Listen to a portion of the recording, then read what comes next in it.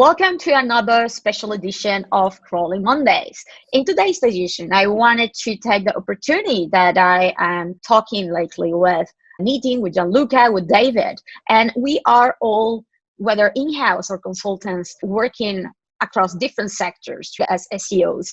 So I wanted to start this conversation with them about what we are seeing about the impact of coronavirus across our different type of companies that we work with. And on the other hand, how we are handling, how we are focusing our work in order to keep the clients, in order to work if we see a negative situation or a negative trend. So hopefully this can also be helpful for many of you. But before that, I wanted to introduce, in case you don't know them somehow, Gianluca Fiorelli, who's an international SEO consultant, who has tons of experience in the travel market, especially in Italy, right? He's based in Spain, but has a lot of clients in Italy. Then David Iwanow, he works at Danone as an in-house SEO and also has tons of experience as an in-house SEO across many international classifieds, marketplaces type of websites.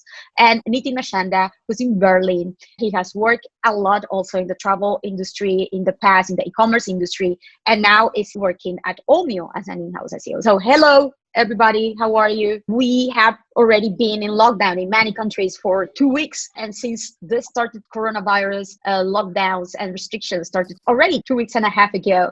So it's true that at the beginning, the very obvious negative effect started to happen with the travel sector, travel industry, people canceling the plans. I have a client website, the one travel client that I have that saw a huge spark in traffic, not in rankings, but in traffic. This was people canceling that went down after a few days. And now, even if the rankings are still the same, realistically, the traffic has never been, unfortunately, so low. What are the impact that you are seeing directly in the industries that you work? If you can share more about it, what you are seeing in general. Yeah, absolutely. I think I can start because we're talking about travel and I work in that industry only. And for us, it started happening after the third week of February, more or less. And we start in the beginning, we were seeing 25% week over week drop. And now the business is down 95%. So this is a huge dent. And I think travel is one of the most affected industries due to this corona situation. In your case, you provided the option that the users went ahead and directly canceled their bookings, or how did you manage that? Yes, absolutely. For us, customer is very important. Every user, we want to, just when we get a user, we want to keep this user forever.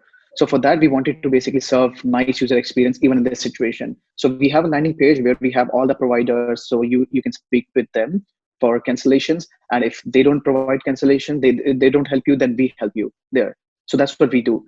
And then, in fact, interestingly, here in our company, a lot of different teams are now helping customer support. Even from SEO team, there are people who are joining customer support for helping with emails and other stuff where they can help, where everyone is now customer support and helping users with good user experience, even in this situation, so that when demand is back again, they come back to Omio because of this lovely experience. And then they stay with us forever. In your case, Gianluca, you have clients also in Italy. I have say 2 clients. One is still active. One put me in hold on because of a situation. One of his clients is a small OTA, let's say, but specialized on a specific region, very touristic region of Italy, like Sardinia, like Puglia. The impact was terrifying in the sense that in Italy they start really in February. All of the negative impact of COVID. If we look to the traffic year over here, the percentage of decrease, especially in organic traffic, is substantially the same, presented by Nitin. It's around between 80-90% of traffic, which is terrifying because, as you were saying too, the ranking never were so wonderful. I mean, in a normal situation, this would have been a really nice start of summer season. However, in order to not to get too much depressed, looking at the year-over-year statistics, I started to look more on week-over-week statistics in order to see search behavior changes. And in this sense, I started to see something positive, especially week over week. Seems that it reached a bottom already and it's starting to increase a little by little. Exactly. This is the case of this OTA, which is substantially selling vacation. And finally, I'm a client that is in the insurance sector, and they are still growing year over year and still growing week over week. I guess I'm in a different position because we actually we manufacture products. So we obviously do see an increase in people looking for our products, typically because people are shifting to more online commerce. But again, it's not consistent across all markets. I guess some markets see, and usually it comes down to how advanced they are in e-commerce. So some markets see, reasonable uplifts, and others see moderate. So it's not a sort of perfect thing where everyone sees the same type of uplift. But one of the things which I am seeing, I've got a couple of travel websites which are probably a bit shitty when it comes to it. I managed to get some optimization around coronavirus content, and a lot of it was around people just needing information. It's interesting what you mentioned regarding you seeing still a good trend in your sector. And it makes sense because you work with a food and first necessity type of product, right? We all still need to keep eating. And this is what I saw it was shared, and it's completely reasonable, right? It started with a negative trend of those sectors that were more connected with us coming together. The events, for example, websites like Meetups or Eventbrite or this type of websites, we can, not only the travel ones, but the concerts, we can all expect to see a decrease in traffic because realistically, we cannot go anywhere together, right? Unfortunately. But now beyond those more obvious sector is about we are stuck at home, we are working, so we start consuming, and we see data that has been shared from SEMrush, from SimilarWeb about peak in traffic of online communication software, collaboration software, project management software that is cloud-based, of course, because we need to work online, and many companies have been pushed to work completely from home to keep going. But then on the other hand, we are also seeing those sectors that are not of first necessity that have had also a negative impact because, of course, if a lot of people have been laid off, a lot of people have this uncertainty that they don't know what is going to happen to their jobs in the midterm, they are not continue consuming. So for example, e-commerce websites that I have access to of luxury type of brand or marketplaces, we can see that the traffic is not as down as many in the travel sector indeed, but we can see that people have stopped consuming as much. They are not thinking right now on buying new t-shirts. It does depend on the vertical. So I know we saw like the demand for toilet paper massively spike through the roof. First necessity though. But even things such as like home gyms. So I know in the UK where a lot of people are seeing 2 to 3 month delivery time frames now. Sure. In the Netherlands, we're seeing 1 week, 2 weeks, but now a lot of the gym equipment in the Netherlands is now sold out because people are building home gyms. Yeah. So I think also in electronics, for example, the game system, the switches or yeah, indeed. Yeah, in electronics. So yeah, indeed, it depends on the vertical of the e-commerce, what they sell. But in general, like if it is not first necessity, and those systems that will keep us entertained, also streaming services, those that will allow us to keep entertained. So for example, in my case, what I was referring more was like, for example, for clothing or backpacks or shoes. I think that nobody's thinking right now of buying clothes to go to parties, for example. So here's a fun thing. And I had a bit of a rant on Twitter about this. So I bought a pair of sunglasses from Vision Express in the UK, and I've got a warranty on them, but I need to visit their store physically in London in order to do my warranty. I can't do anything online. Versus I went to one of the retailers in the US, Glasses USA. They managed to manufacture and ship them to my house in under 6 days. I think it's the fact that, there's obviously going to be a shift in demand, but I think a lot of the times if the retailers don't have the ability to adapt, and don't have the content, such as, do we still do delivery? So I think the problem is some of these retailers that could survive, and again, I'm moving to tactics, but if you're already locking up those channels and refusing to deal with consumers and saying, look, sorry, it's a bit too busy, we're just not answering any social media questions anymore, you're basically cutting your throat. So I think there are businesses that will choose to adapt. Let's talk about that. What are the goods and bads, but the ones that we are seeing that are being dealt in a positive and a negative way? Nitin, how you are trying to work around this? The good thing for us is SEO is a channel which can also survive in this kind of situation because it's a midterm to long-term solution. And here you're not talking about, only low-hanging fruits. So for us, it was a strategic change. And whenever we plan our quarters, we plan a good mix of short-term wins, medium-term, and long-term wins. And here in this case, what we did was, so we removed most of the low-hanging fruits for now. So we are focusing more on midterm and then long-term solutions. For example, site speed. It's a very good topic. So we're working on that. And then internal linking. So we are fixing the entire internal linking system that we have, and similar initiatives. That's one thing on a strategic side. And then we're also planning to save some cash, because this is the situation where we don't want to burn all the cash. And we keep some budget for testing tools all the time. So we have stopped all those initiatives. We are not testing new tools anymore. And we also plan to have some upgrades, tool upgrades. We have stopped that as well, because right now I think we can survive with whatever we have. So we do not need upgrades. So we are not doing that. And then we were also doing some really expensive outreach campaigns for generating some high quality backlinks organically. So we have stopped all those campaigns as well. For example, Euro 2020, it's not happening. So we save a lot of money there. And there are other initiatives we are working on. So we have stopped all those initiatives and saved a lot of money. And then we were also working with some freelancers, consultants on some fancy to have things, not like basics, fancy to have things. So basics, we are definitely working in-house, and all these fancy to have things are kind of on hold for now. So that's how we are saving some money and focusing on long-term initiative. So you have gone back to the so you have gone back to the fundamental, the structural, evergreen type of areas that you know that were there the whole time, and now you have a little bit of more resources to focus on those. If I generalize all this, I would say SEO is a marathon. It's not a sprint, and you should think about it as one bad phase of your marathon. So just save your energy, run a bit slow, and then use this energy in the next phases, and then win essentially.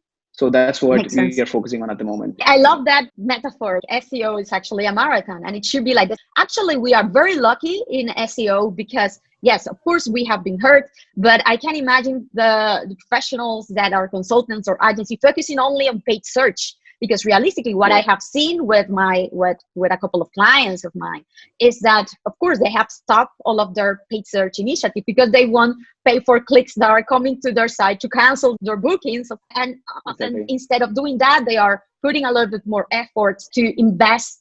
For example, the FAQ area, the support section or content that was there, was informational, and sometimes was not given the weight that it deserved. But now, with all of the queries or the searches about canceling, rebooking, changing dates, reputational type of queries regarding the brand plus cancellation support, etc. They want to rank for those in order to fulfill those needs, to address the questions of the users and be able to hopefully regain the user, keep the user, providing alternatives. So that is what, for example, in my case, I have been working with clients that I have in the travel sector to identify those queries coming in Google Trends that are not found in the typical keyword tools databases, but need to be identified by using Google Trends to see what are the actual queries that are starting to be asked right now regarding their service. The rising one. Service. Indeed, the rising one. So in general, not only the branded ones, for example, when are cruises start working again? When are we expecting this industry to come back normal? When I can travel back to this location? Gianluca, what are you doing and what you have seen good and bad? My situation is a little bit different because it's not such a big client, very smaller. All the cost contention that Nitin was saying, this client totally quit all the PPC spend. They reduce the number of, they have some people internally, so internal developers, internal writers, but they try to reduce people like me who are external consultant asking me or to directly go home or not.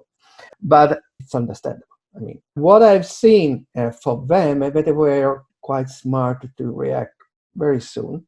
So offering every kind of facility to the clients with this wave of clients that they wanted to cancel. They especially used the Facebook channel for this, really using a lot of their own page on Facebook in order to answer all this kind of question. And what we did was substantially recollecting all these questions and creating a specific FAQ page for answering all these questions in order to be totally transparent and being able to offer the client to receive this answer. And we did it also with really presenting this page from the home page. A banner where we were putting a wonderful image of Sardinia Beach. There was now this banner of, for every question, click here. Also with a tone of voice which is more empathetic with the clients. not just selling. Mhm. So doing so, we are starting to see an increase, obviously not year over year, but an increase week over week. That is interesting because what I have seen, like the good practices you were referring before, like terrible reactions of companies like disabling their websites completely, right? Even Google had to publish a few days ago their best practices when closing your website to conversions to clients temporarily without actually hurting the rankings in the long term, because we were seeing cases of websites completely shutting down 404, things like that, right? No, Yeah. don't do that. We know how to handle this by whether disabling the shopping cart, explaining the situation, giving an option to the user to register, to be alerted when the service comes back to normal. Indeed, as you mentioned, Gianluca, to do synergy in this case, to be able to give a good customer support. I I have another think, thing to say. On the commercial side, the uncertainty is what is eating the brain of the people. Obviously, they cannot do last minute, they cannot do last second, but they cannot go out of their home. But they cannot even eventually think, okay, when we'll be able to travel again. Mhm. So what we are pushing, and especially, is all this kind of offer, which is reserved now for September, with all the guarantees, filling reservation in the long period, in order to have hopefully this reservation transform in real bookings.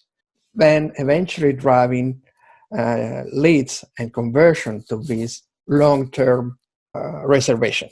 Mhm. Because it is the only commercial things that can eventually give some fresh money, in this case, in terms of commission from the leads for the clients. Indeed, for the future, that target this more informational queries that are arising, identifying them on time to tackle them in a good way. Like when I can start consuming again this product, and even if right now you don't have an answer to that, like you explain what is the current situation, what are the concerns, and again, you tell the user to please register so you can be alerted when we are back to normal. Exactly. And also, I think that is a really good opportunity to show the vision and the mission and how the brand and the company and the organization is committed with the community. I think that these times are the ones that show the actual character, not only of people, but organizations. Yeah, I think it's the case. There's a lot of people who put their head in the sand, and then when things, return in 3 to 6 months, they're going to struggle. Because I think, as if you're shutting the world down, you're not responding to any questions on social media. These people, you've built a relationship and a brand with them. Now you've kind of locked them out. I know Facebook said traffic to their apps is up 70%. So thinking outside of SEO, what can you do on social media? So while you may not be able to, travel to these particular spots in Italy, why don't you do a daily broadcast? What's happening? Do cooking recipes, start creating content which is very specific to your region or your town and your brand. So I think it's a fact that, you probably need to look at doubling down on social, because that's where a lot of people are spending their time. While I think, SEO is important, and I said, it's the basics. I'm still running SEO audits in all my markets because I want them to fix their stuff. And again, because I work with 50 markets around the world, what's happening in Europe is different. What's happening in America, what's happening in Asia, or what's happening in South America. So I think you very much need to make sure there's business as usual. Stop the bells and whistles. You maybe don't need that progressive web app for now. You maybe need to make sure the website's stable and loads quickly on mobile devices. But I think in Italy, they're actually starting to see a spike in desktop traffic as more people are working from home and have stopped using their mobile and are actually using their desktop now. So I think it's very much about, going to where your consumers are, making sure you have some type of social content strategy. And if you're doing any, automated emails, please just stop them. I got an email from a real estate agent last night saying it's a great time to buy a house. Dude, not cool. You need to look at some of your automation that you're sending out to your customers and make sure it's done tactfully. If you're doing any paid media, rein it back, focus purely on stuff which is driving revenue for business.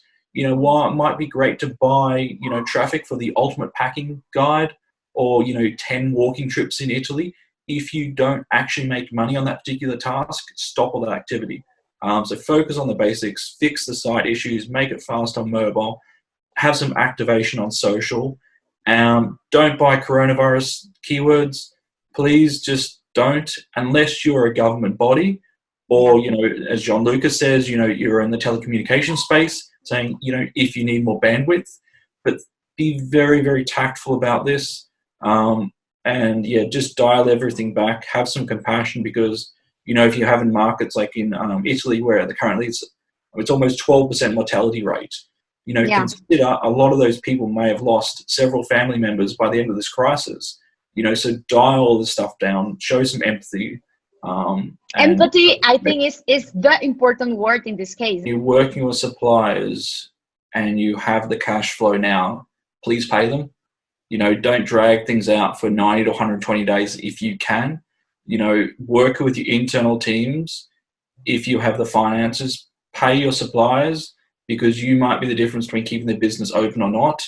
If you have projects planned and you have the budget still available, push ahead with those projects, because again, there's going to be people which are going to depend on this for their livelihood. But it can be the situation you can negotiate with some of your suppliers.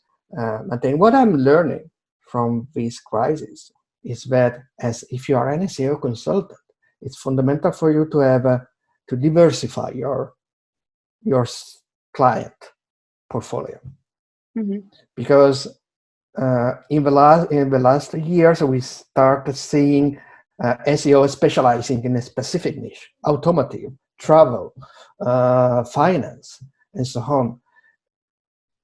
Let's imagine our colleagues, SEO freelancer or consultant, that were specialized only on travel. Right now they are screwed. So I was lucky enough to build a diverse portfolio client. So I can allow myself to have a couple of them, the travel ones, for instance, put on in order to maintain the relationship and hoping to restart a paid relationship, hopefully in the next future. But thanks to this diversified portfolio, I can have this, for instance, B2B, essentially industry companies that are still working and still need me. So to finish a little bit today's Scrolling Monday, I want you to ask or to leave with like a final message regarding the current situation, the scenario, what we can expect, you think, to see in the future, and one last message to help us to come up stronger as SEOs, whether in-house or consultants. And so I would think about only the positive sides of it, because there are things which are, for example, traffic is going down continuously, demand is completely crashed. So these are things that you cannot control. So think about the things which you can control, which is utilizing this time. So think about learning from different sources. There are a lot of sources which are available now and offering their courses for free. So just sign up and then start learning. And then on strategic side, for example, if you see the pattern, China has started domestic travel again in some states there. And then that's happening. So Gianluca also mentioned about traffic going up week over week in Italy as well. So this shows that local trend is starting to pick again. And then gradually, maybe in future, after 3-4 months, you'll see a lot of people traveling again, but domestic, most of them. So domestic travel. So think about this. If you're in travel, maybe you can strategize around these learnings and then focus more on your domestic routes, for example, for Omio, and maybe not put that much focus on international routes for now, because the market is moving there. And then so I'm based in Berlin, Germany, and here summer is the peak period for us for travel. So we are just a couple of months away from that. So if we expect domestic travel only this summer, then why not focus on that and pause our international routes for now? So that would be my suggestion for travel experts here, or people who are in travel and doing SEO right now. But in general, for everyone, I would say use this time for learning to learn. So there are a lot of things that you can learn. So that should be your number one priority. And there are a lot of projects that you might have in your list, which you always wanted to work on, but you never had time for that. I think now's the time. So for example, we were also working on content generation using different tools, but now we have started working using a very open, like core and open source solution. So people from my team who never coded in their life, they're also coding. So they're learning that. So we, of course, I'm giving them time so that they can learn and then practice this more, and then learn something. They can be like proud of this moment that during this crisis time they learned something which is helping them throughout their lives. Focus on learning, self-improvement, and cut the fancy things that don't make a business impact.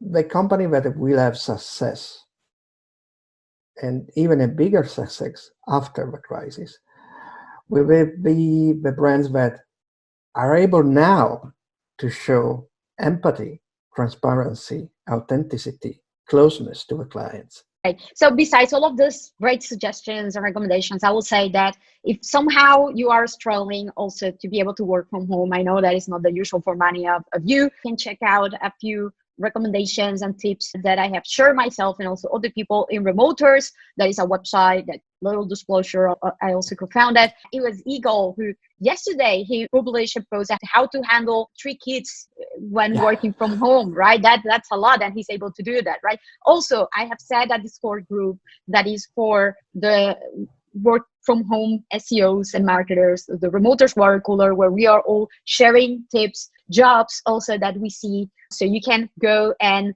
join for free, of course. So there is this very fun Zoom call going on every day, the Corona Arms, that you can join at 6 p.m. GMT, where many of us go enter and chat for a bit while having a beer together over Zoom. So I think it's great also seeing the more human side of us and the community coming together to support each other in different ways. See, also there is this Google Sheets that was shared by Mike King, where you can include yourself if you are looking for a job, whether as an employee or as a consultant. Many SEOs have also included themselves there who have lost their jobs. So thank you very much for all of your... Thank you. Thank you. Guys, thank you very much for your Bye. time. And until the next time in Ciao, Calling Monday. ciao. Bye-bye. Hopefully in a better situation also already. Yes, for sure.